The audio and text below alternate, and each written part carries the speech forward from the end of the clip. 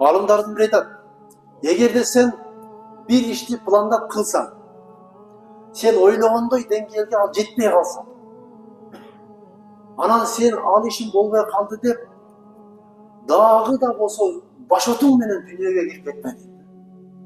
Аллах Таала сени дүйнөгө батыргысы келбей жатат. Аллах Таала сени дүйнө менен сынагысы келип атат да, азчылык мененчи.